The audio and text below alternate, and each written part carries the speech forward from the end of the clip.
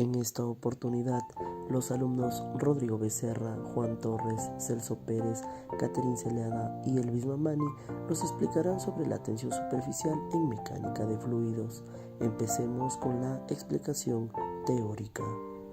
Un pequeño concepto de tensión superficial. ¿A qué denominamos tensión superficial? A la atracción de moléculas de un líquido. Los líquidos que tienen alta tensión superficial no se ven atraídos por otros materiales que estén en contacto con estos. Por ejemplo, el mercurio en forma de gota no se siente atraído por un suelo azulado, y los líquidos que tienen baja tensión superficial se ven atraídos por otros materiales y por lo tanto estos son absorbidos. Un pequeño ejemplo de tensión superficial sería el mosquito llamado zapatero, que puede desplazarse por el agua sin hundirse. Con más detalles, doy pase a mis compañeros para que sigan con la explicación de un experimento.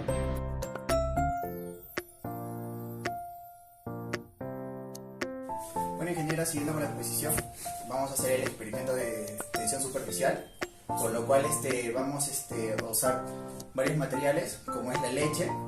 Tenemos también colorantes, tenemos un jabón líquido, tenemos un algodoncito para el jabón, ya después lo vamos a explicar más adelante, y un plato donde vamos a hacer el experimento. Bueno, ingeniera, siguiendo con el experimento, primero vamos a vaciar la leche.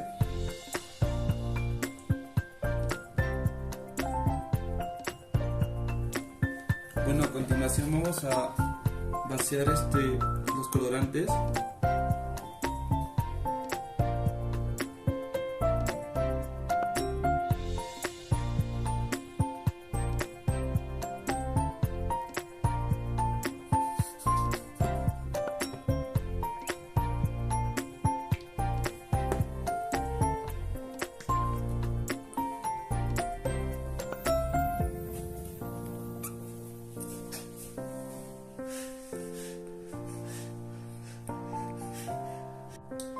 Bueno, ingeniera, continuando con la exposición, ahora vamos a coger el hisopo y vamos a sumergir dentro del jabón líquido y vamos a colocar en el centro del colorante, de los colorantes.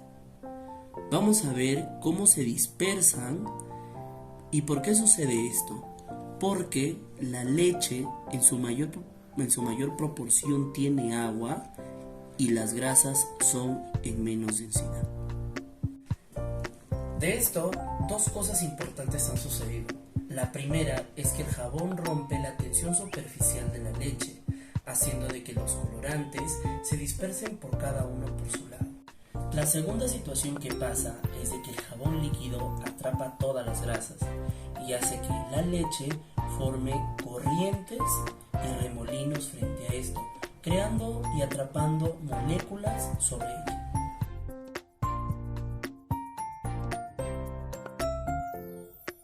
Introducimos un tubo de 0,1 milímetros de radio en agua y esta asciende 13 centímetros por el capilar, mostrando un menisco cóncavo que forma un ángulo de 30 grados en la pared del tubo. ¿Cuál es la tensión superficial del agua? Acá tenemos un esquema donde el agua asciende por el capilar. ¿Qué nos dice la ley de Laplace? Que la diferencia de la presión es igual a 2 por la tensión superficial por el radio del menisco. Nos dice que el radio del capilar es igual al radio del menisco por el coseno del ángulo. Despejamos R y nos queda que la diferencia de la presión es igual a 2 veces por la tensión superficial por el coseno del ángulo sobre el radio, ya que se debe a que la altura toma el líquido en el capilar. Es por eso que nos queda que la tensión de la presión es igual a la densidad por la gravedad y por la altura. Hacemos la igualación de términos y nos queda que la densidad por la gravedad y por la altura es igual a 2 veces por la tensión superficial por el coseno del ángulo sobre el radio. La altura es igual a 2 veces por la tensión superficial por el coseno del ángulo por el radio, pero a nosotros no nos pide la altura, lo que nos pide es cuál es la tensión superficial del agua.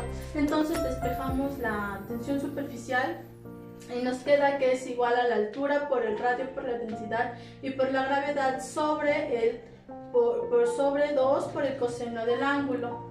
Entonces la altura es 13 por 10 a la menos 2 metros, el radio es igual a 10 a la menos 4 metros, la densidad es 10 a la menos 3 kilogramos por metros cúbicos y la gravedad, que es 9.8 metros por segundo al cuadrado, sobre 2 por el coseno de 30 grados.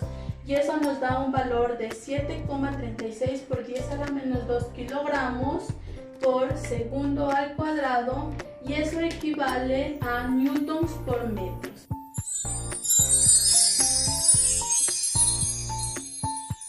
Antes de dar nuestras conclusiones, queremos formularnos una pregunta. ¿A qué se debe el fenómeno capilar? Después de estas conclusiones vamos a poder saber a qué nos referimos. La primera conclusión que tenemos sobre esto es de que la tensión superficial es una propiedad particular de cada líquido, ya que cada uno tiene sus propias fuerzas intermoleculares específicas. Otra conclusión que podemos dar es que la tensión superficial varía con la temperatura. Y una última que hemos visto en el experimento es que existen varios tensoactivos los cuales disminuyen o rompen esta tensión superficial. Ahora, nuestra pregunta del inicio, ¿a qué se debe el fenómeno capilar? Se debe a una tensión superficial.